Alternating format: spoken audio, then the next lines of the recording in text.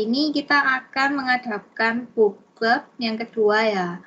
Untuk judul book club pada pagi hari ini adalah Angelologi, sebuah novel by Daniel Trussoni yang akan dibawakan oleh narasumber kita, Budi Darmawan dari PPBM 19.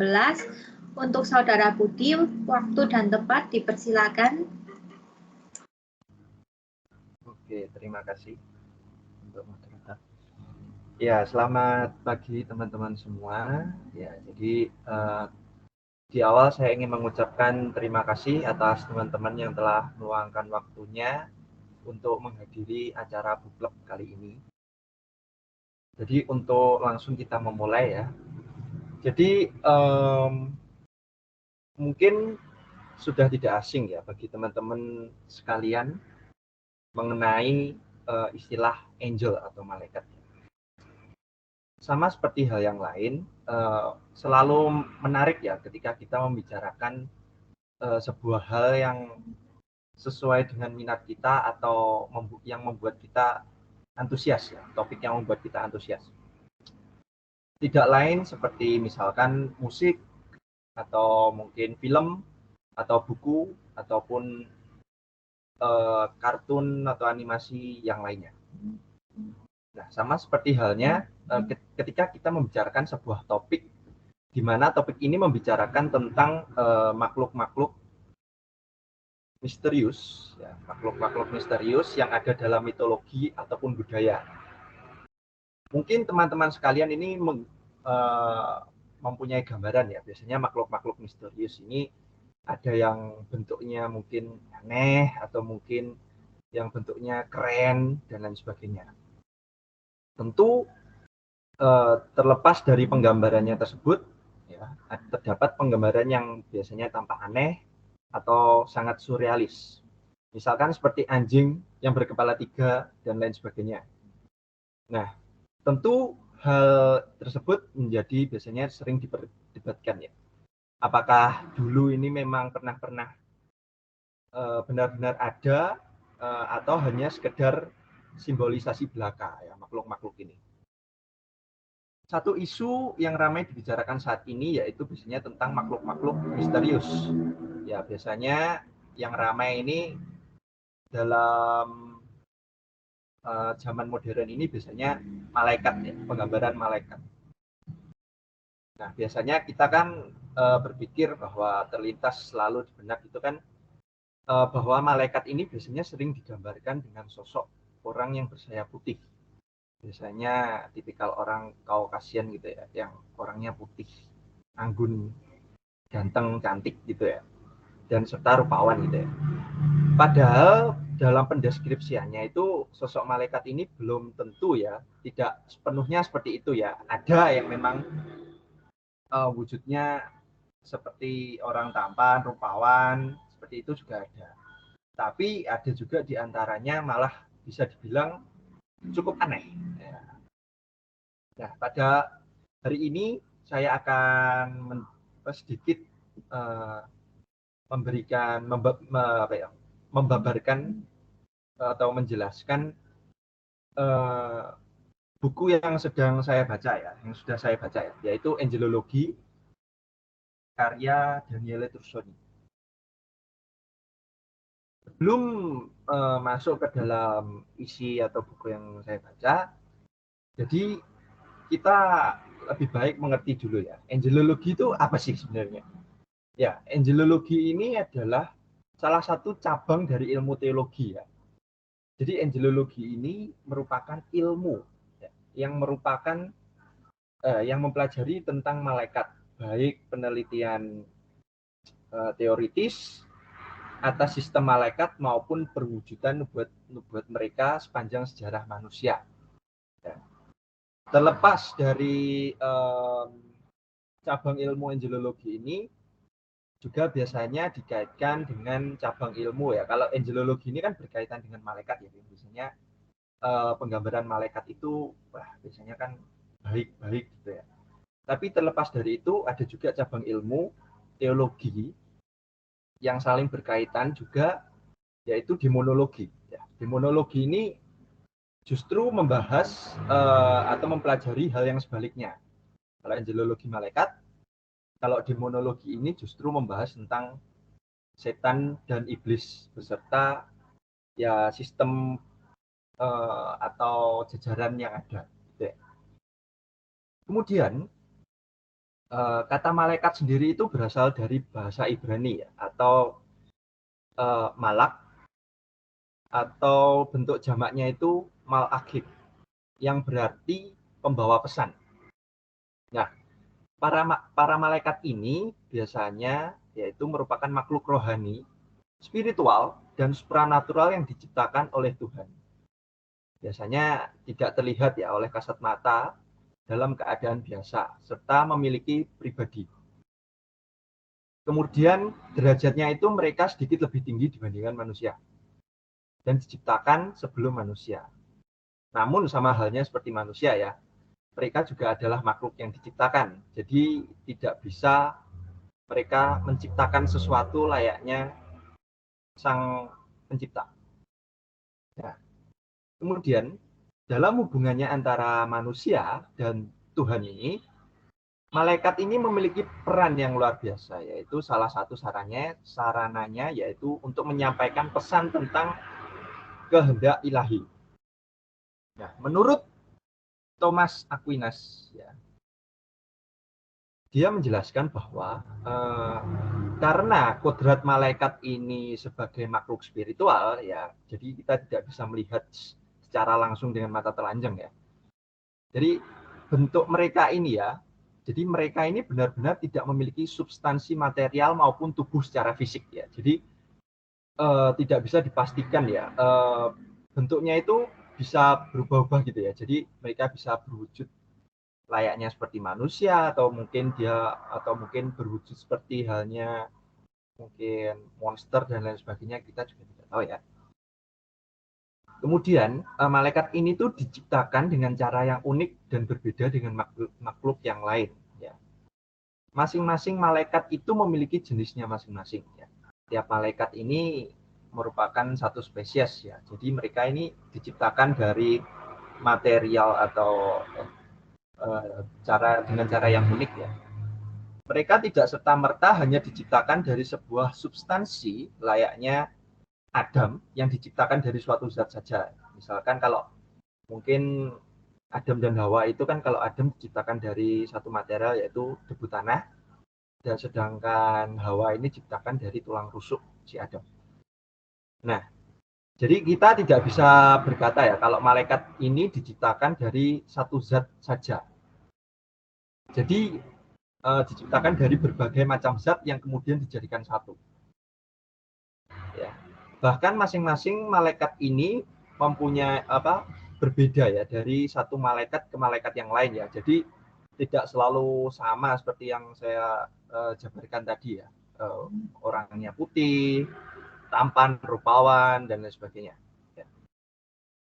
Karena para malaikat ini tidak memiliki tubuh fisik, jadi mereka dapat muncul dalam berbagai cara. Malaikat dapat muncul sebagai manusia jika misi dari Tuhan yang sedang mereka kerjakan atau mengharuskan mereka untuk turun. Ya. Walaupun mereka tidak memiliki tubuh fisik, namun mereka memiliki kekuatan fisik yang luar biasa untuk melaksanakan misi yang diberikan oleh Tuhan. Seperti itu. Nah, kemudian penjelasan dari Thomas ini menunjukkan bahwa para malaikat itu substansinya ya bentuknya ini jadi tidak dapat hancur atau rusak ya, atau incorruptible. Hal ini dikarenakan malaikat ini tidak memiliki materi, dan kita tahu bahwa akar dari kerusakan corruptibility itu adalah materi ya. Ya mungkin lainnya kita sebagai manusia ya. Karena kita memiliki wujud fisik ya, kita tidak terlepas dari yang namanya kerusakan ya, atau incorruptibility. Sedangkan malaikat yang tidak mempunyai wujud atau substansi yang pasti, jadi mereka ini bisa dikatakan tidak bisa rusak, atau bisa kita katakan mereka ini abadi ya, seperti itu. Nah, karena buku yang saya baca ini terkait erat dengan angelologi atau cabang ilmu teologi, namun lebih kepada isinya ini angelologi dalam agama Kristen atau Katolik ya. Jadi sebenarnya angelologi ini berkaitan sangat erat dengan agama Abrahamik ya, termasuk agama Islam itu sendiri. Jadi mungkin ada kemiripan satu sama yang lain mungkin antara malaikat ini. Cuman saya tidak akan menjabarkan lebih jauh lagi ya, karena itu bukan ranah saya ya kalau penjabaran tentang angelologi dalam agama Islam. Jadi saya akan menjelaskan tentang penggambaran malaikat secara Kristiani ya. Jadi yang jauh lebih berkaitan dengan buku yang saya baca ini. Jadi penggambaran malaikat Kristiani ini terkenal datang dari tulisan yang berjudul yaitu De Coelesti Hierarchia ya, atau hierarki surgawi. Tulisan karya Dionysius si pseudo Areopagite itu tak hanya menyebutkan bagaimana sosok malaikat itu, tetapi juga menjabarkan jika mereka memiliki jabatan tersendiri. Jadi ada tingkatannya. Jadi jabatan itu ya terbagi menjadi 3. Ya, jadi yaitu ada lingkaran yang pertama, lingkaran yang kedua, serta lingkaran yang ketiga. Lingkaran-lingkaran ini membentuk satu semacam paduan suara gitu ya. Jadi semacam lingkaran. Jadi lingkaran pertama, kedua, ketiga. Jadi mereka membentuk suatu paduan suara yang melingkari Sang Pencipta itu sendiri. Nah, kali ini kita akan membicarakan tentang hierarki atau spheres atau triad malaikat ya. Jadi hierarki yang pertama yaitu lingkaran pertama. Tugasnya pada lingkaran pertama ini, para malaikat ini ya dalam hierarki ini adalah mereka yang melayani singgasana surgawi. Mereka adalah para hamba surgawi yang melayani tahta Allah, Sang Firman yang berinkarnasi ya, atau Sang Pencipta itu sendiri ya. Para malaikat di hierarki ini adalah malaikat yang terkait langsung dengan pengaturan semesta raya atau kosmos. Jadi pada lingkaran pertama ini para malaikat yang termasuk di dalamnya ini langsung bersinggungan dengan Sang Pencipta itu sendiri. Nah, dalam lingkaran pertama ini terdapat 3 malaikat, yaitu ada serafim, yang kedua serubim, dan yang ketiga ophanim. Kemudian pada hierarki yang kedua, para malaikat ini ya dalam hierarki kedua ini mereka cenderung ya atau berperan memerintah laku dari ciptaan. Jadi mereka juga terkait dengan pembentukan materi dan wujud bumi. Itu untuk lingkaran yang kedua. Jadi isinya juga masih sama, yaitu ada 3 ordo. Yaitu yang pertama malaikat penguasa, yang kedua malaikat kebajikan, dan yang ketiga malaikat kekuatan. Kemudian yang ketiga, lingkaran yang ketiga atau hierarki ketiga. Jadi para malaikat ini dalam hierarki ini berperan sebagai pemandu surgawi, pelindung dan pembawa pesan bagi manusia. Jadi yang ketiga ini lebih berkaitan dengan kehidupan kita yang ada di bumi ya. Jadi segala sesuatunya yang ada di bumi, entah itu manusia, hewan maupun tumbuhan. Secara lebih gampangnya ngomong, ya makhluk hidup yang telah diciptakan oleh Sang Pencipta di bumi. Mereka terkait erat dengan pembangunan dan kesadaran spiritual manusia. Jadi lingkaran ketiga ini ada 3 ordo juga, yaitu malaikat kerajaan yang pertama, yang kedua malaikat agung, dan yang ketiga ini malaikat utusan atau malaikat biasa. Mungkin dari penjelasan tadi mungkin bahasanya agak terlalu berat ya mungkin. Jadi saya menyimpulkan, jadi malaikat tingkat pertama ini bisa dikatakan sebagai malaikat yang langsung melayani Tuhan. Ya. Lingkaran pertama. Ibaratnya seperti pelayan yang terpercaya yang selalu ada di sisi tuannya. Nah, kasarnya seperti itu. Kemudian sedangkan yang di tingkat kedua ini merupakan malaikat yang memerintah dan menjalankan dunia. Jadi posisinya mereka di bawah langsung dari lingkaran yang pertama, sedangkan lingkaran kedua ini tugasnya untuk mengawasi ya, mengawasi malaikat yang berada di bawahnya. Jadi mengawasi malaikat yang berada di lingkaran ketiga. Kemudian untuk tingkat yang ketiga, malaikat di kelas ini lebih mengarah untuk membantu manusia, entah sebagai pelindung atau penunjuk arah. Seperti itu. Nah, seperti ini ya, gambaran wujud-wujudnya ya. Jadi bisa dilihat mulai dari yang paling atas ini lingkaran pertama ya, serafim. Kemudian ada cherubim yang tengah. Kemudian yang ketiga ini ophanim atau malaikat singgasana, thrones ya.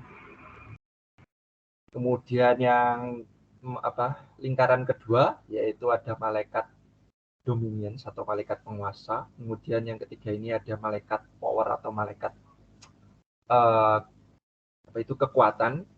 Terus yang ketiga ini ada virtus atau kebajikan ya, malaikat kebajikan. Dan yang terakhir pada lingkaran ketiga ini ada malaikat kerajaan ya, atau principalities. Kemudian ada archangels ya, atau biasa yang kita kenal sebagai malaikat agung atau ya itu. Kemudian ada yang terakhir angels atau malaikat biasa atau merupakan malaikat utusan ya. Nah, seperti yang saya katakan tadi, jadi bentuk malaikat itu belum tentu perawakannya itu seperti manusia gitu yang mempunyai sayap, mereka tampan, rupawan ya, tidak seperti itu. Contohlah pada lingkaran yang pertama ya, justru mereka bentuknya ini absurd ya atau aneh ya, bisa dibilang seperti itu. Nah, kemudian pada masing-masing ordo ini ternyata juga memiliki tugasnya masing-masing ya. Jadi mulai dari yang lingkaran pertama ya. Jadi serafim ini yaitu merupakan golongan malaikat tertinggi dan paling dekat dengan istilahnya itu dengan Sang Pencipta ya. Jadi mereka ini paling dekat ya. Nah, mereka itu melayani surga dan selalu senantiasa itu memuji Tuhan. Jadi mereka ini letaknya berada di tepat di samping Sang Pencipta ya. Jadi mereka ini ada dua. Nah, penggambaran mereka ini yaitu berupa 6 sayap dengan 2 yang menutupi wajah, kemudian 2-nya lagi itu menutupi kaki, sedangkan yang 2-nya lagi itu digunakan untuk terbang. Jadi bisa dikatakan bentuknya agak absurd gitu ya. Kemudian yang kedua, cherubim atau kerubim. Nah, kerubim ini awalnya diciptakan ya untuk menjaga Taman Eden ya, atau bisa dikatakan sebagai taman yang pertama kali sebagai tempat penciptaan manusia ya. Jadi leluhur kita ya, Adam dan Hawa. Terus kemudian setelah itu, jadi kerubim ini setelah diciptakan ya, selain menjaga Taman Eden ini, ternyata mereka juga yang ditugasi untuk mengusir manusia dari Taman Eden ya setelah melakukan dosa yang pertama. Nah, kerubim ini ternyata digambarkan ya mempunyai 4 wajah ya, yaitu manusia, bau, singa, dan elang. Sayap-sayapnya juga dipenuhi dengan mata. Nah, kalau dalam teologi kekristenan atau Kristiani, jadi 4 wajah ini mewakili 4 Injil kanonik ya, masing-masing seperti itu. Kemudian yang ketiga ada ophanim atau malaikat singgasana. Bentuknya ini bukan justru seperti malaikat pada umumnya ya, itu berbeda ya. Sesuai namanya, mereka ini menjabat sebagai tahta Sang Pencipta. Disebut juga sebagai ophanim atau singgasana, merupakan wujud tahta yang cukup aneh. Biasanya yang terkenal adalah wujudnya berupa roda yang berjumlah 4 dan semuanya memiliki mata ya, seperti gambar yang sebelumnya tadi. Nah, selain itu malaikat ini juga dijuluki sebagai ia yang tidak pernah tertidur ya. Jadi mereka ini selalu terbangun ya, jadi tidak pernah tidur. Mereka adalah simbol yang hidup dari keadilan dan otoritas dari Sang Pencipta itu sendiri. Kemudian pada lingkaran yang kedua ada malaikat penguasa, malaikat kebajikan dan malaikat kekuatan. Malaikat penguasa atau domination, nah, penggambaran malaikat ini layaknya sudah seperti manusia yang bersayap. Tugasnya mereka tidak lain adalah menegakkan keadilan Sang Pencipta dan juga mengawasi malaikat lain yang ada di bawahnya. Malaikat penguasa ini menerima pesan langsung dari lingkaran pertama, yaitu serafim dan kerubim. Lalu mereka akan menyampaikan pesan-pesan itu kepada malaikat di bawahnya pada malaikat lingkaran ketiga. Nah, malaikat penguasa ini diyakini terlihat seperti sosok manusia dengan kecantikan surgawi, dengan sepasang sayap indah berbulu yang membawa orbus atau bola bercahaya yang diikat dengan pada kepala tongkat kekuasaan mereka ya. Mungkin orbus ini kalau teman-teman sekalian mungkin biasanya kalau di film lebih cenderung kayak bola-bola kayak dukun itu ya. Biasanya yang buat neramal ya. Kurang lebih kayak gitu. Nah, kemudian selanjutnya ada malaikat kebajikan. Malaikat kebajikan ini yaitu tugasnya. Nah, ini ya yang biasanya rajin berdoa atau mungkin di sepertiga malam dan lain sebagainya atau rajin beribadah. Nah, malaikat inilah yang mendengarkan doa makhluk hidup ya, doa orang-orang. Alasannya karena mereka ini punya kuasa untuk langsung mengurusi dunia manusia. Dikatakan ya, malaikat kebajikanlah yang bisa menciptakan mukjizat ya. Jadi bentuknya mukjizat itu dikatakan seperti kilatan cahaya. Ya. Kemudian yang ketiga ada malaikat kekuatan. Nah, sesuai dengan namanya ya, mereka ini cenderung lebih ke power ya atau kekuatannya ya. Nah, bisa dilihat mungkin tampaknya seperti prajurit ya, prajurit kas prajurit Romawi atau Yunani kuno. Ya. Jadi mereka ini adalah malaikat yang tugas utamanya adalah mengawasi pergerakan elemen-elemen surgawi untuk memastikan bahwa semesta atau alam semesta ini dalam keadaan tetap teratur. Selain itu, mereka juga memiliki peran sebagai malaikat pejuang yang melawan roh jahat, terutama roh jahat yang menyalahgunakan materi di alam semesta. Jadi mereka ini secara nggak langsung ini bisa disebut sebagai bala tentara surgawi. Malaikat ini membuang roh jahat ke tempat-tempat penahanan.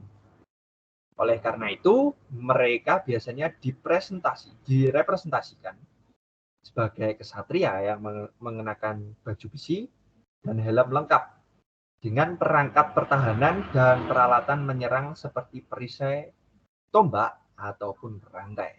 Seperti itu. Kemudian, malaikat pada lingkaran ketiga, ya, malaikat kerajaan atau principalities. Nah, malaikat ini bertugas ya melihat segala hal yang ada di dunia ini dan melindunginya ya. Maksudnya dunia ini itu bumi ya dalam kasus ini. Namun dalam penggambarannya malaikat ini lebih diarahkan untuk melindungi suatu kelompok, misalkan negara, gereja dan lainnya. Jadi cenderung lebih ke kelompok ya. Jadi bukan sebagai manusia per individu ya, bukan. Jadi peran mereka ini selain melindungi tugasnya sebagai melindungi suatu kelompok, ternyata peran mereka juga sebagai pendidik dan penjaga alam bumi. Nah, secara bentuk manusianya, malaikat ini sering diberikan gambaran mengenakan mahkota atau membawa tongkat kerajaan. Seperti itu. Kemudian yang kedua, malaikat agung ya, disebut juga sebagai malaikat kepala ya, atau malaikat yang biasanya tugasnya yang mungkin kita kenal sebagai istilah archangels ya. Dalam Alkitab yang disebut dengan jelas biasanya menjabat sebagai malaikat agung ya, yang biasanya disebut dalam kitab Abrahamik ya, termasuk agama Islam. Jadi ada 3 malaikat utama ya, Michael atau Mikael, kemudian ada Gabriel atau Jibril, dan yang terakhir ada Rafael. Nah, malaikat ini merupakan malaikat ya yang bisa mengubah wujudnya menjadi manusia, malaikat agung ini. Kemudian yang terakhir ada malaikat utusan. Ya. Malaikat utusan ini adalah atau malaikat pelindung. Nah, mereka adalah makhluk surgawi dalam hierarki paling bawah dengan tugas yang bersinggungan langsung dengan manusia, terutama secara personal, dan oleh karenanya mereka paling dikenal oleh manusia. Ya, mungkin kalau orang-orang zaman dulu itu menyebutnya sebagai malaikat pelindung, ya, sebagai roh atau roh nenek moyang yang melindungi kita. Mereka memiliki banyak jenis dengan fungsi yang berbeda untuk membantu kehidupan manusia sehari-hari. Para malaikat ini dikirim sebagai pembawa pesan bagi umat manusia. Setiap manusia memiliki malaikat pelindungnya masing-masing. Ya. Malaikat pelindung tiap orang berasal dari golongan yang malaikat paling bawah ini, malaikat utusan. Jadi terdapat 3 macam untuk malaikat ya. Nah, tapi karena mungkin terdengar ya, mungkin kita sudah tidak asing ya mendengar istilah, lah itu kan ada malaikat. Malaikat itu kan cenderung baik ya diciptakannya. Tapi kok ada malaikat yang jahat. Nah, itu gimana? Padahal sedangkan bentuknya ini, mereka ini substansinya ini tidak pernah rusak ya. Nah, maksud yang tidak pernah rusak ini adalah bentuk fisiknya ya. Mereka ini abadi ya. Namun sama halnya seperti manusia, ternyata malaikat ini juga bisa jatuh ke dalam dosa. Nah, biasa yang paling terkenal itu ya terdapat pada kelas serafim ini. Menurut Firdaus John Milton, terdapat setan atau iblis yang hilang. Ya, jadi biasanya sih yang biasa paling rame ya disebutnya itu biasanya kita mengenalnya sebagai Beelzebub. Ya. Sebagai pangeran serafim di letani sihir ya. Tapi ternyata mereka juga bisa jatuh ke dalam dosa ya dan akhirnya memberontak ya, dalam kerajaan surga itu ya. Kemudian pada kelas cherubim ya terdapat juga masih sama ya, mungkin Beelzebub dan serta Azazel ya, merupakan salah satu jenis cherubim sebelum kejatuhan mereka ya, tapi akhirnya mereka jatuh yang jadi akhirnya mereka menjadi salah satu pangeran ya di neraka. Kemudian ada dari malaikat singgasana atau malaikat Thrones ini ya. Jadi dalam Paradise Lost mengutip bahwa iblis, Adramelech dan Asmodai. Jadi mereka juga menyebut dalam beberapa sumber sebagai iblis Astaroth. Nah, jadi yang sebelumnya mereka ini juga malaikat, tapi namun karena entah dosa atau karena mereka ini cenderung bangga dengan apa yang mereka miliki ya dan merasa tidak puas. Jadinya mereka jatuh ke dalam dosa. Kemudian dalam malaikat penguasa yaitu ada Belial.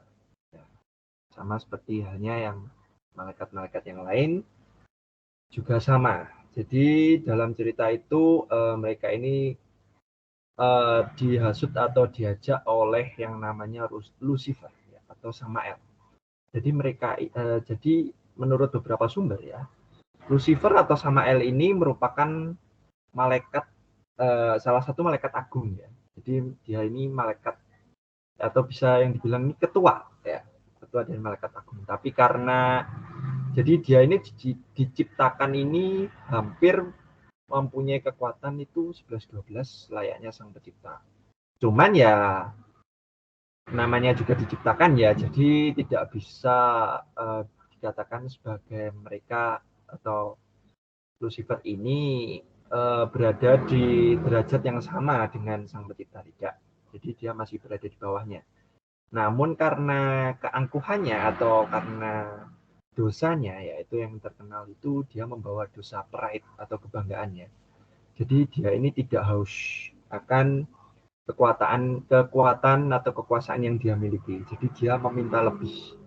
Dan akhirnya dia memutuskan untuk melakukan istilahnya kudeta terhadap sang pencipta itu sendiri. Jadi dia mengajak beberapa malaikat yang sudah saya sebut tadi ya, seperti Beelzebub, Azazel, Astaroth, Belial ya. Jadi mereka ini awalnya malaikat juga, tapi akhirnya mereka jatuh ke dalam dosa dan ikut memberontak.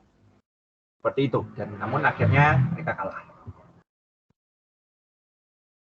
Kemudian selanjutnya ya, kali ini saya akan membahas tentang malaikat agung atau yang biasa kita kenal sebagai The Magnificent Seven ya, atau 7 malaikat agung. Terdapat 7 malaikat, yaitu ada Michael, Gabriel, Raphael, Jopia, Azrael, Uriel, dan Israfel. Masing-masing dari malaikat ini memiliki tugasnya masing-masing dan merepresentasikan bentuk dari kekuasaan Tuhan itu sendiri. Nama Michael, ya yang pertama ya, Michael atau Mikael ini. Nama Michael ini berarti one who is as God. Ya, jadi Mikael adalah salah satu malaikat utama dalam tradisi Abrahamik. Namanya konon adalah seruan peperangan para malaikat dalam pertempuran yang mereka lakukan di surga, yang sempat saya singgung tadi, dalam melawan setan, iblis, dan para pengikutnya. Ya, dalam kitab suci ini menggambarkan bahwa Michael ini sebagai salah satu ketua dari Prince of Heaven dan sebagai pemimpin pasukan surga dalam kemenangan mereka atas kekuasaan neraka. Jadi Michael ini bisa dibilang sebagai paling tinggi ya. Jadi dia ini bisa dikatakan yang bisa menandingi Lucifer. Kemudian yang kedua ada Gabriel. Nah, Gabriel ini ya, nama Gabriel ini berarti Man of God atau God has shown himself mightily atau strength of God. Ya. Jadi dia ini digambarkan sebagai kekuatan. Dia adalah malaikat akan kabar sukacita, kemanusiaan, kebangkitan, surga rahmat, dendam, kematian, wahyu, kebenaran, harapan, pembawa berita, pembawa yang mengungkapkan jawaban, serta pembuat perubahan, yaitu Gabriel. Kemudian yang ketiga, ada Raphael. Nama Raphael ini berarti sebagai medicine of God. Jadi obatnya, obat ya, karena medicine itu obat. Raphael ini dibebankan tugas untuk menyembuhkan bumi dan memiliki tugas khusus untuk melindungi anak muda, orang yang tidak bersalah, dan wisatawan. Dia adalah malaikat doa, kasih, sukacita, providensia, penyembuhan, cahaya, ilmu pengetahuan, dan pengetahuan itu sendiri. Dia dikaitkan dengan musim semi, serta kelahiran kembali. Di atas segalanya, ia merupakan malaikat penyembuh. Kemudian ada yang keempat, ya, Jopiel atau Zapiel. Ya. Artinya namanya ini berarti sebagai beauty of God. Ya. Jopiel ini adalah malaikat surga dan malaikat pelindung seniman.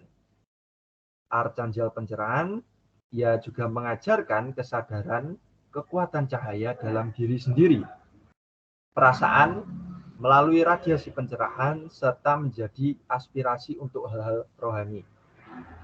Ternyata, malaikat Jopia ini juga membantu dalam menyerap informasi, belajar untuk melewati tes, pembubaran kebodohan, kesombongan, dan pikiran sempit, dan eksposur kesalahan di pemerintah dan perusahaan.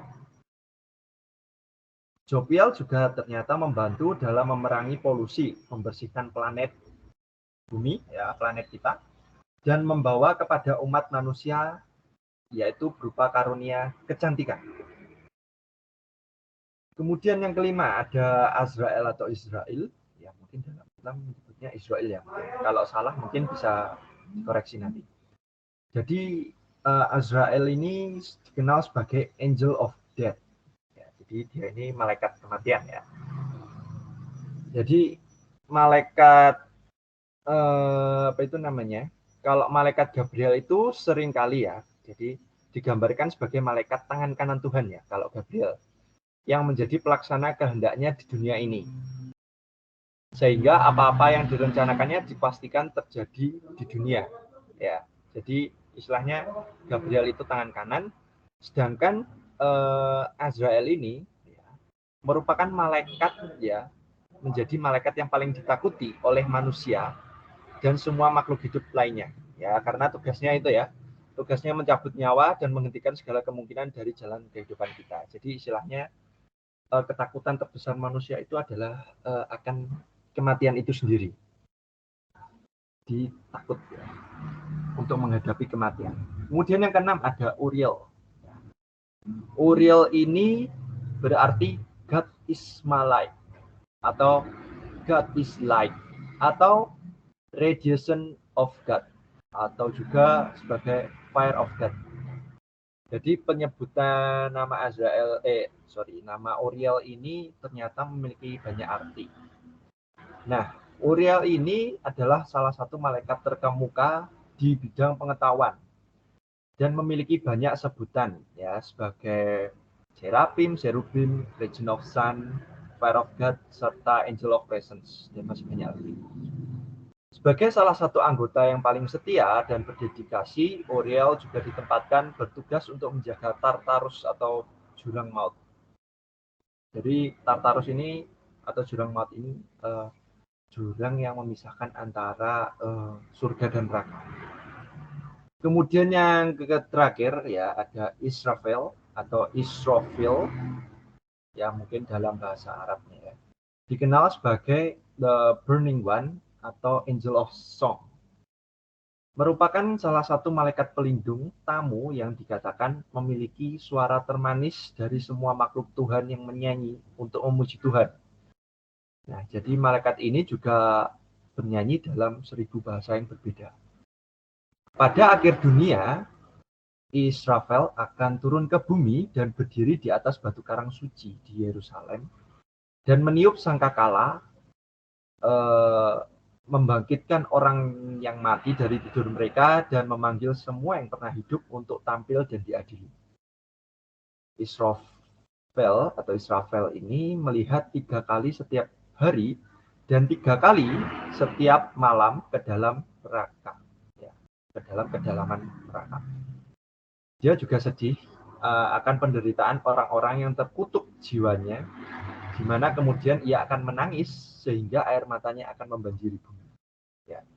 Jadi itu ya penjelasan singkat terkait The Magnificent Seven, apa itu angelologi, apa itu demonologi, apa itu kasta atau tingkatan dalam malaikat. Nah, kemudian barulah kita setelah mengenal itu tadi, kita masuk ke dalam buku bacaan yang saya baca ini, yaitu mengenai angelologi, karya Daniele Trussoni. Ya, kali ini buku yang saya baca kali ini merupakan buku terjemahan ya. Jadi buku terjemahan. Jadi bukan buku original asli ya. Jadi buku terjemahan. Jadi bukunya yang asli itu covernya seperti yang bisa dilihat ya pada posisi kiri yang cenderung warnanya ini warna hitam. Itu buku aslinya. Sedangkan yang kanan ini yang biasa mungkin sering ditemukan di Gramedia atau mungkin toko buku yang lain atau toko buku online yang lain. Jadi ini adalah buku terjemahan ya. Nah, jadi sekarang saya akan membedah sedikit isi bukunya. Sebenarnya menceritakan tentang apa sih ya? Walaupun nantinya saya tidak akan men-spoiler cukup banyak ya isi ceritanya. Jadi awal cerita ya, sebagai protagonisnya ya yang merupakan suster muda atau Evangeline ya. Jadi Evangeline ini merupakan seorang suster muda. Jadi Di bagian pembuka cerita itu diceritakan bahwa dia ini bertugas di perpustakaan biara Saint Rose, Lembah Sungai Hudson, Milton, New York. Kehidupan biara yang tampak monoton itu suatu hari jelang Natal tahun 1999 menjadi alur misteri ketika mendapat surat permohonan kunjungan seorang penulis atau peneliti yang bernama Verlaine. Biasanya surat-surat semacam itu yang masuk ke gereja itu langsung ditolak ya. Tapi entah mengapa kali ini ya dalam buku yang diceritakan ini janggal atau justru surat ini diterima.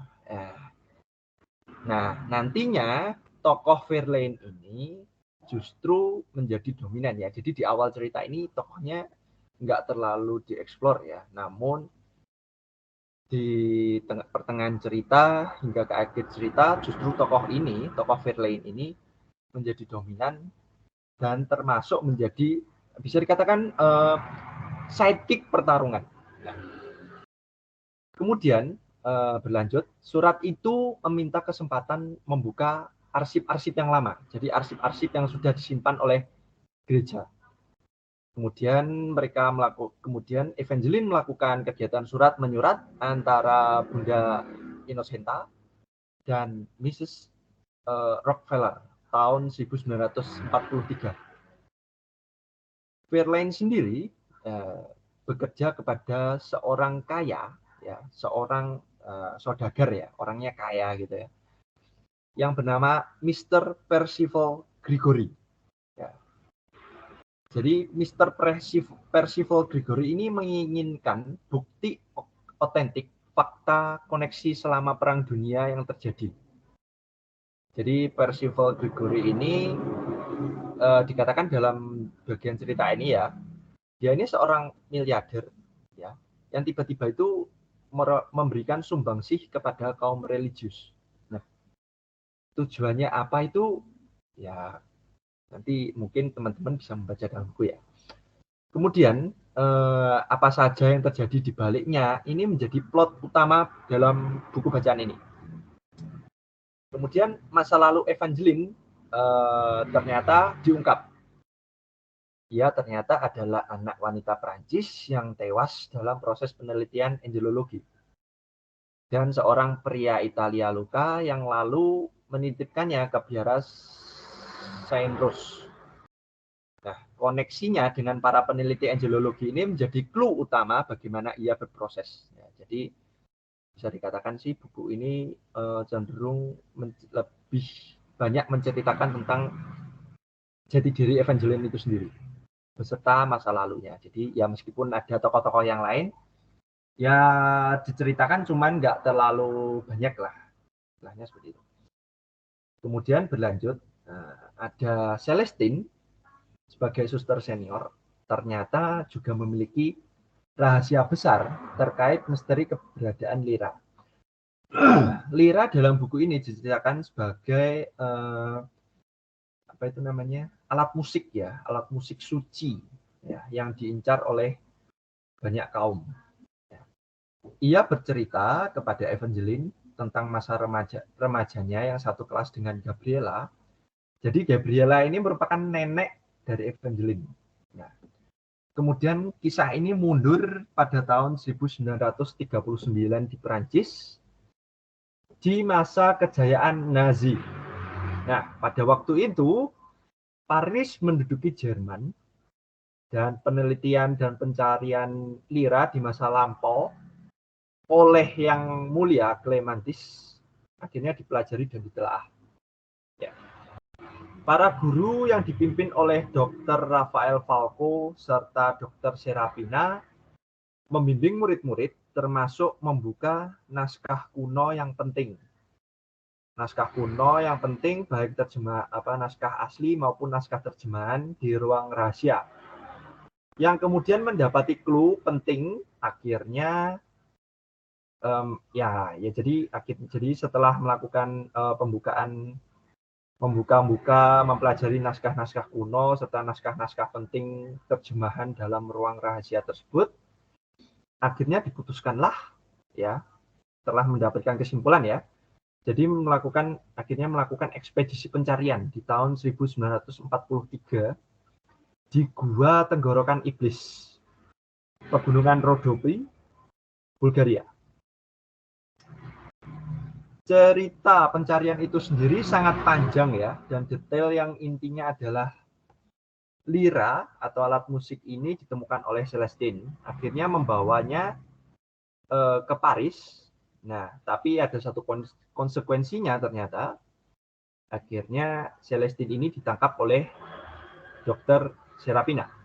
Ya, jadi pengiriman lira atau alat musik ini ke Amerika Serikat ini dilakukan secara sembunyi-sembunyi, ya, demi kelangsungan atau keselamatan umat. Jadi nggak ada yang tahu ya. Kemudian drama penyelundupan sendiri ini dalam buku ini diceritakan ya cukup mengejutkan ya. Identitas Gabriela justru ternyata terkuak ya. Ternyata dia ini menjadi agen ganda dengan nyawa sebagai taruhannya.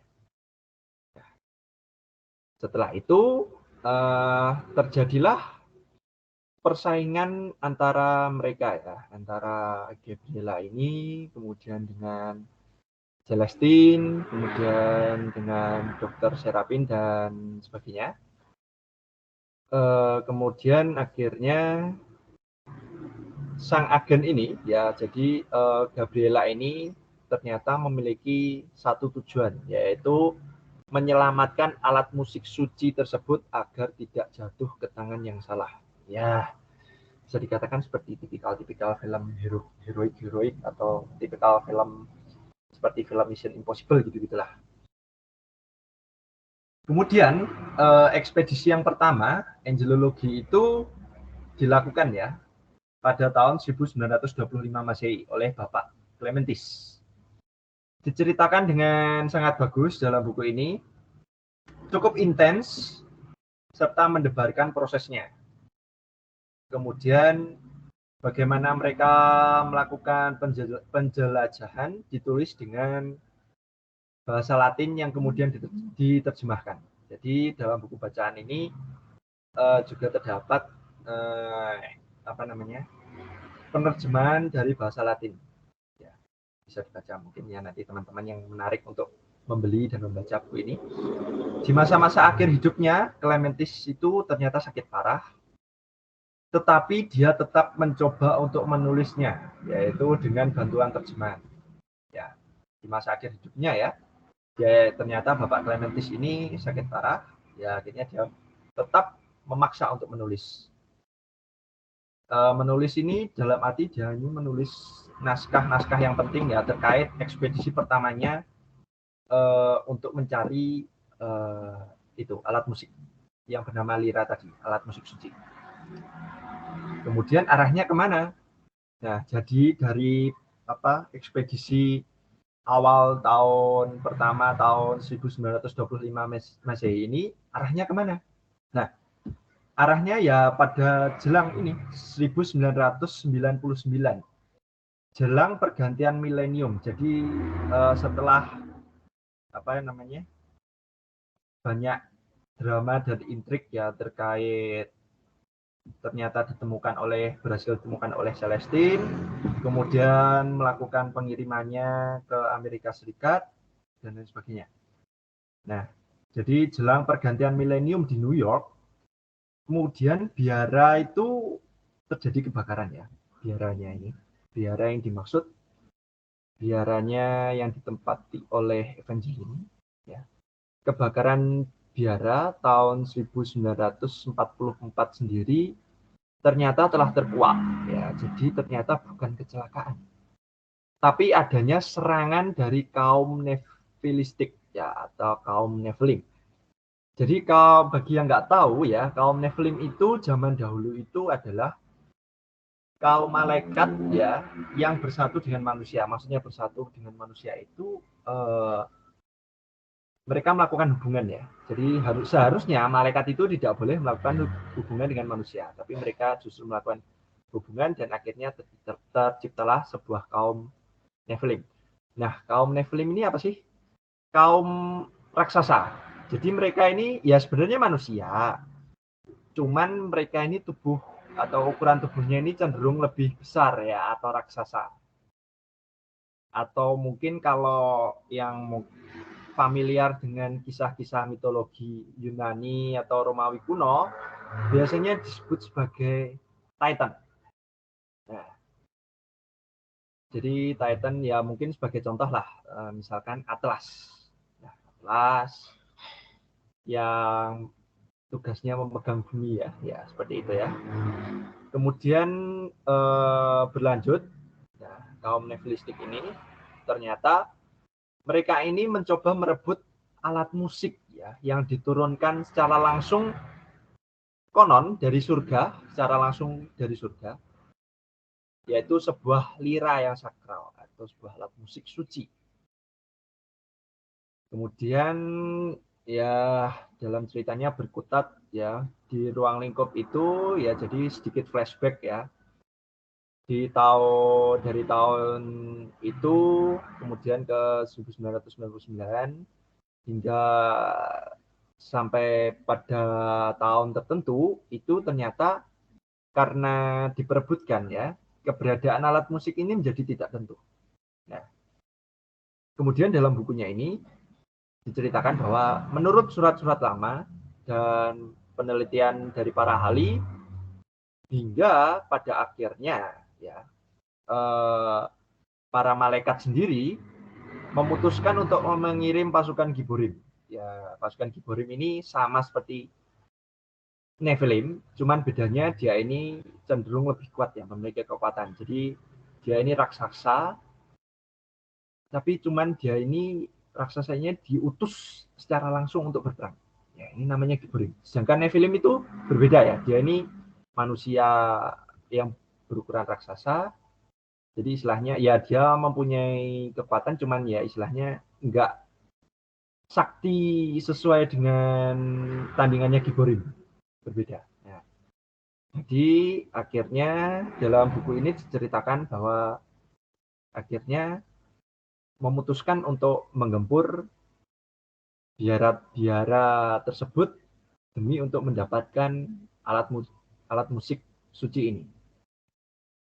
Nah, kemudian dalam beberapa bagian ternyata diceritakan lagi bahwa Gabriela ini juga muncul ya, neneknya Evangeline ini muncul. Ternyata dia ini juga ikut bertarung ya melawan yaitu pasukan Giborim, kaum Nefilistik, kemudian ada pihak musuh juga. Nah, Evangeline ini berada di pihak mana? Nah, Evangeline ini berada di pihak Vladimir, Otterly, Bruno, Saito-san sampai Mr. Grey. Ya, jadi kasarnya itu ngomong dia ini berada di pihak yang baik ya, berada di pihak yang benar. Kemudian ternyata dari pihak musuh itu terdapat yang namanya ini Percival Gregory, kemudian ada kaum Nefilistik, kaum yang jadi istilahnya dalam buku ini tuh secara garis besarnya itu menceritakan, selain menceritakan jati dirinya Evangeline, ternyata mereka juga menceritakan tentang bagaimana perseteruan antara dua kelompok ya terkait memperebutkan yang konon katanya alat musik suci itu jatuh langsung dari surga. Jadi semuanya kacau dalam pertarungan. Nah, kemudian bagaimana hasil dari pertarungan tersebut? Ya, nanti teman-teman mungkin bisa membaca sendiri ya. Jadi saya tidak terlalu jauh untuk menjabarkan. Nah, kemudian dalam buku ini diceritakan ya, terdapat dibagi menjadi 3 bab. Nah, setiap bab ini selalu diawali dengan kutipan. Ya, totalnya ada 3 bab plus 1 kutipan tambahan. Jadi kasarnya ya 4 bab, tapi yang 1 bab ini bisa dibilang bukan bab lah. Bisa dibilang bab akhir. Nah, dalam 3 bab ini dibagi menjadi 3, yaitu ada lingkaran pertama, dalam kutipannya, yaitu diambil dari Boethius, The Consolation of Philosophy, kemudian dari lingkaran kedua ada Mazmur 150, kemudian ada lingkaran ketiga yaitu diambil dari kitab Henokh. Kemudian kutipan tambahnya itu ya berisi panduan suara surgawi, diambil dari kutipan yang ditulis oleh Bapak Clementis yang mulia dari Thrace, catatan ekspedisi angelologi pertama, yang kemudian diterjemahkan oleh Dr. Rafael Falco. Nah, dalam bab 1 atau lingkaran pertama ini berisikan kutipannya seperti ini. Teman-teman bisa membaca ya. Kepada kisah ini kusampaikan dengan tujuan menuntun pikiranmu ke masa depan, karena bila ia yang mampu mengatasi, menoleh ke belakang, menuju gua Tartar, kesuksesan apapun yang dibawa olehnya akan hilang dari cengkeraman saat menatap ke bawah. Ya, seperti itu. Kemudian bab kedua, lingkaran yang kedua. Pujilah dia dengan tiupan sangkakala, pujilah dia dengan gambus dan kecapi, pujilah dia dengan rebana dan tari-tarian, pujilah dia dengan permainan kecapi dan organ, pujilah dia dengan ceracap yang berdenting, pujilah dia dengan ceracap yang berdentang. Kemudian yang ketiga,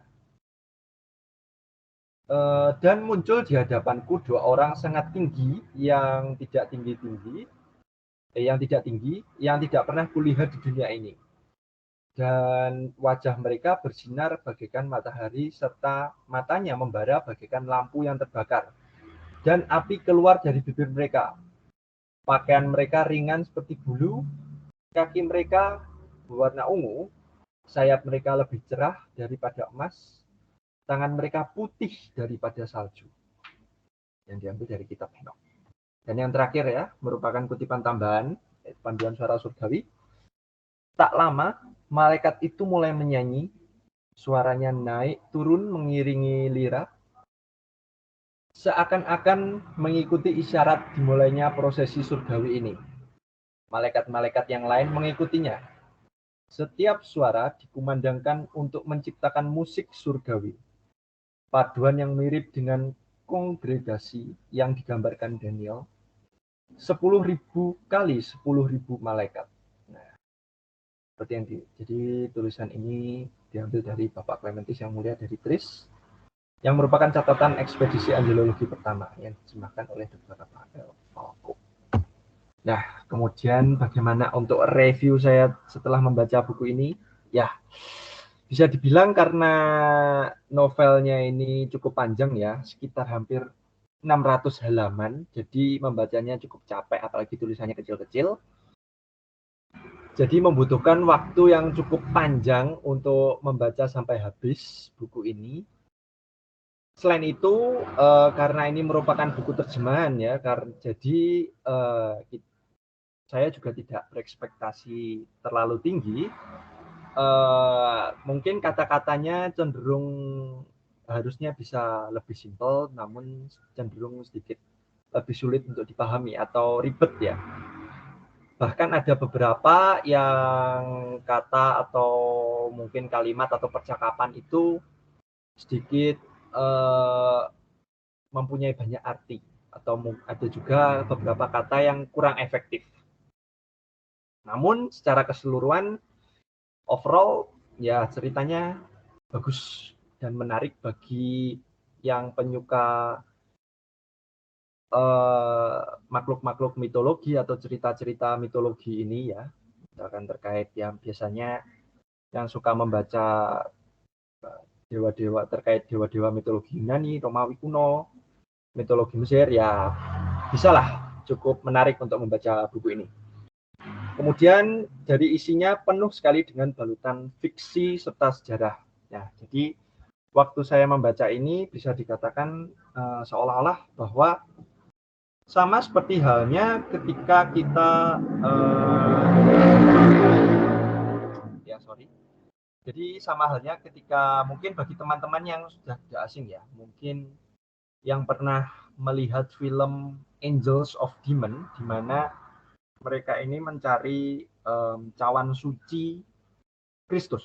Nah, hampir sama seperti itu. Jadi kesannya ini entah bisa dibilang terbukti benar adanya atau tidak, ya kita tidak tahu. Namun seolah-olah kita ini dibawa kepada sejarah yang benar-benar terjadi, bahwa ini memang benar adanya dan tidak diketahui oleh banyak manusia pada umumnya.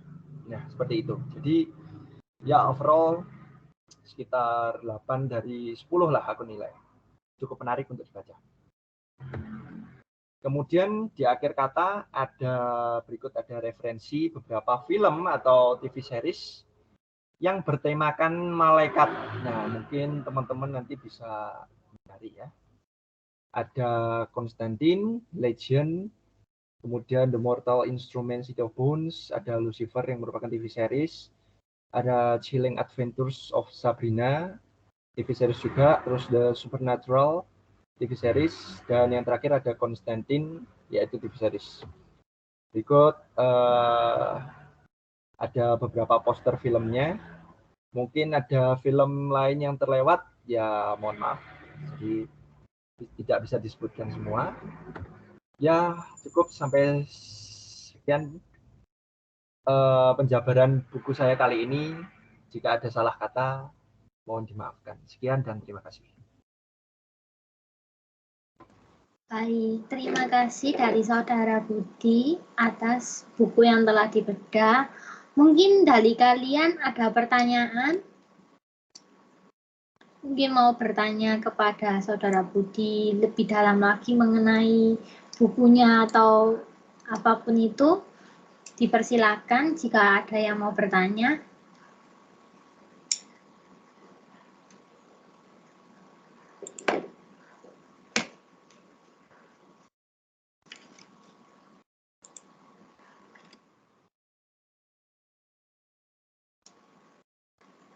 Apabila tidak ada yang bertanya, berikut di kolom chat saya kirimkan untuk exit form bedah buku kali ini ya. Bisa mulai diisi teman-teman.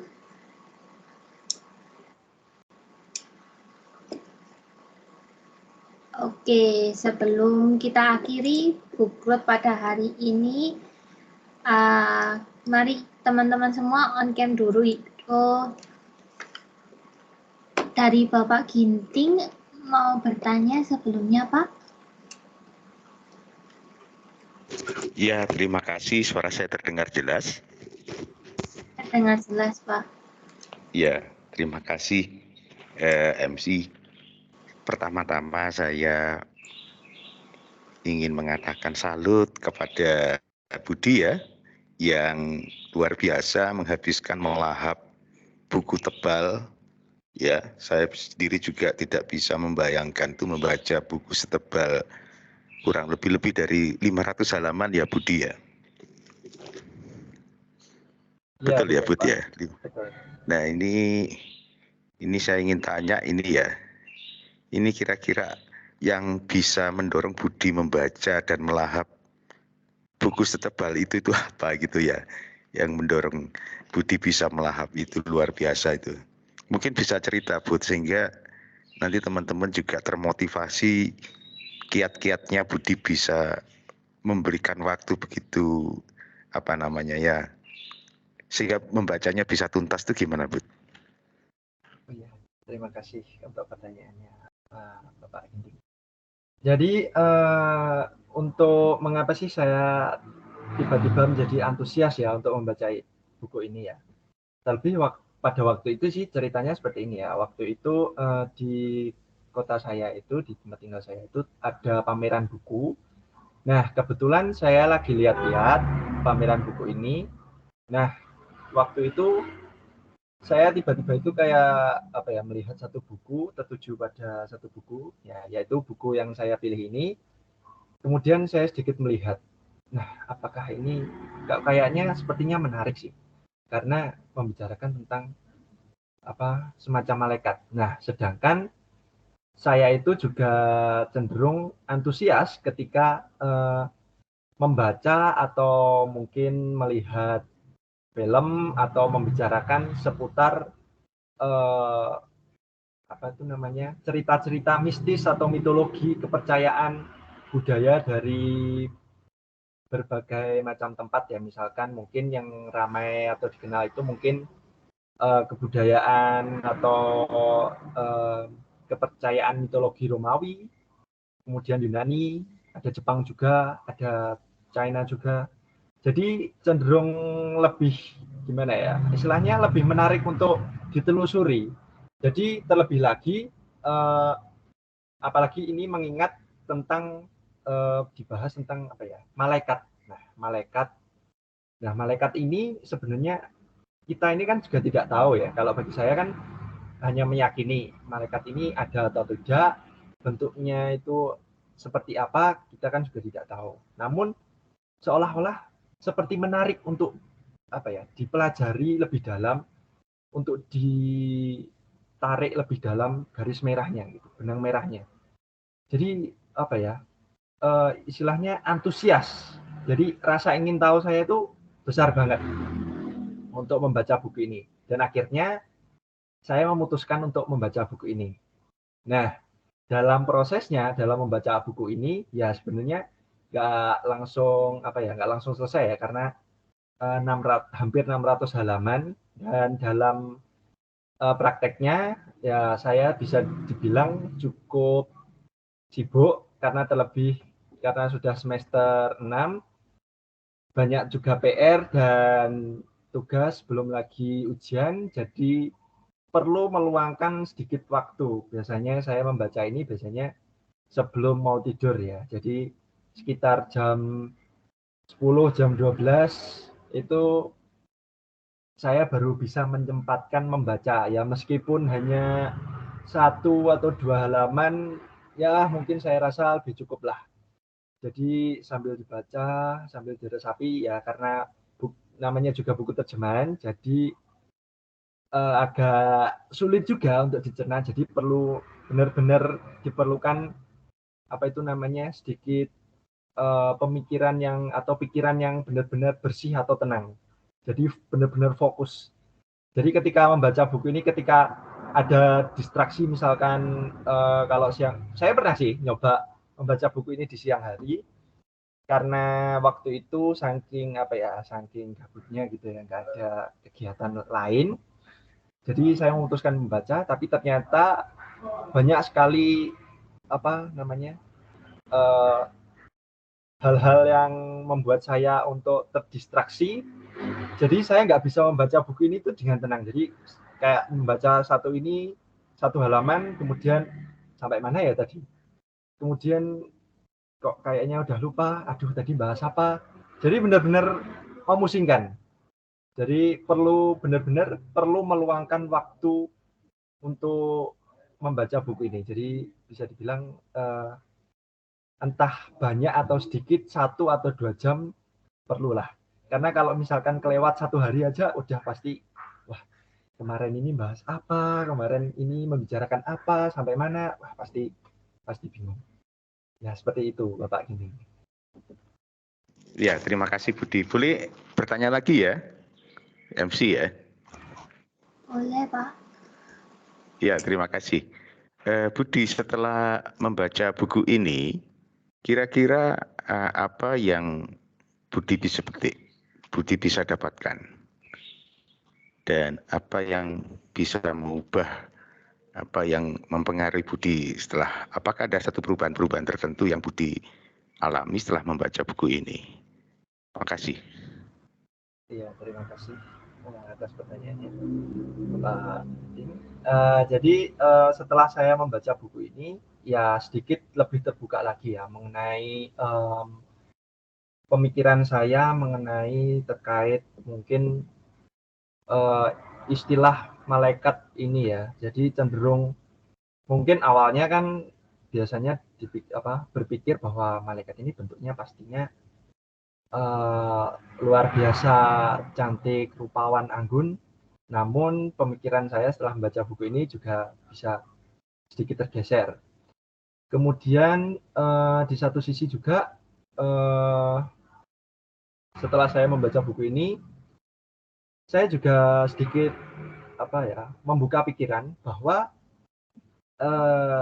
tidak semua sejarah yang dipelajari mungkin entah dalam sekolah atau mungkin sejarah atau referensi yang mungkin kita cari mungkin ternyata tidak diceritakan. Jadi istilahnya kita ini nggak tahu. Jadi sejarahnya yang sebenarnya ini seperti apa. Jadi bisa dikatakan sebagai kepercayaan atau semacam pendirian. Jadi bahwa sejarah ini bisa dikatakan belum tentu terbukti benar adanya ketika tidak menemui sebuah bukti yang nyata. Misalkan saja saya kan juga penganut teori ini ya, penyuka teori konspirasi juga, termasuk misalkan Illuminati atau apa, itu justru sangat menarik.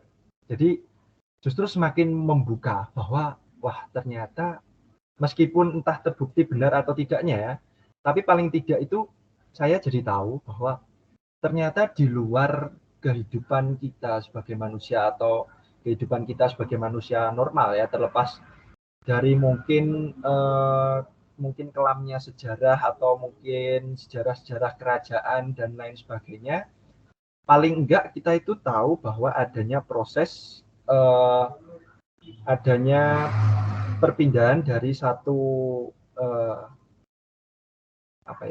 satu alur sejarah atau satu rentetan peristiwa sejarah ke peristiwa sejarah yang lain. Jadi terdapat semacam garis besar gitu. Jadi bisa dikait-kaitkan sedikit demi sedikit ya, meskipun belum tentu terbukti kebenarannya. Namun bagi saya itu justru jauh lebih menarik karena bisa membuka pemikiran saya yang jauh lebih luas lagi. Jadi tidak hanya memandang dari satu sudut saja, namun juga bisa memandang dari sudut yang lain. Jadi seperti itu, Pak. Ya, terima kasih ya atas pemaparannya Budi. Semoga apa yang disampaikan Budi pada siang hari ini bisa memotivasi teman-teman ya. Khususnya tadi Budi meng-highlight pentingnya memulai minat baca itu dari apa yang kita sukai, begitu ya. Nah, tentu ini sangat masuk akal ya. Biasanya kalau kita itu dengan seseorang atau sesuatu yang kita suka itu kan cenderung lebih bersifat terbuka, lebih banyak memberi, begitu ya. Nah, yang di sini yang diberikan waktu dan atensi, begitu ya. Sehingga ini bisa menjadi kiat buat teman-teman ya untuk semakin giat membaca, gitu ya. Demikian juga manfaat praktis yang lain bahwa membaca itu juga akhirnya akan memperkaya apa yang selama ini kita fahami, kita ketahui, begitu ya. Meskipun ya memang untuk merekonstruksi satu ilmu atau pengetahuan baru itu ya tidak mudah ya, selalu mencari di mana sih benang merahnya dan seterusnya begitu ya. Baik, terima kasih ya Budi ya. Semoga tidak menjadi yang awal dan yang terakhir untuk membaca buku Budi, tetapi ini menjadi pemicu untuk lebih banyak membaca buku lagi. Terima kasih, sukses buat Budi dan saya kembalikan kepada MC. Baik Pak, terima kasih atas pertanyaan yang telah diajukan. Apakah mungkin dari yang lain ada pertanyaan? Kalau misalnya tidak ada, maka webinar pada hari ini saya akhiri dan sebelum leave dimohon untuk on cam terlebih dahulu untuk dokumentasi ya. Teman-teman yang lain bisa on cam.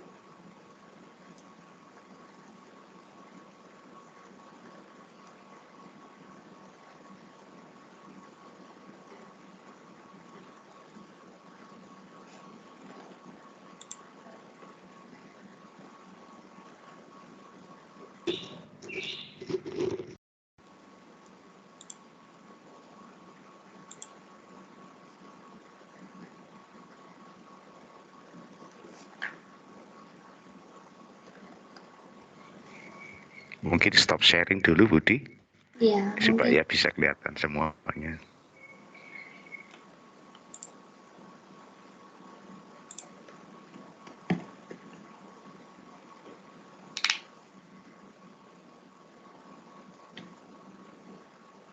Yuk teman-teman yang lain on cam dulu sebentar aja.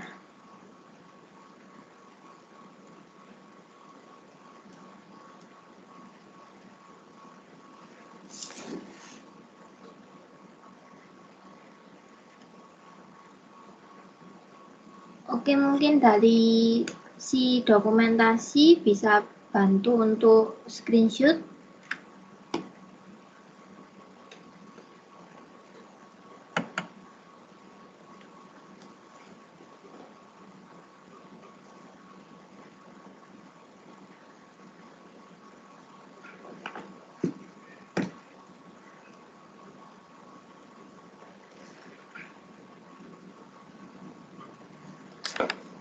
Oke, kalau gitu saya mulai ya.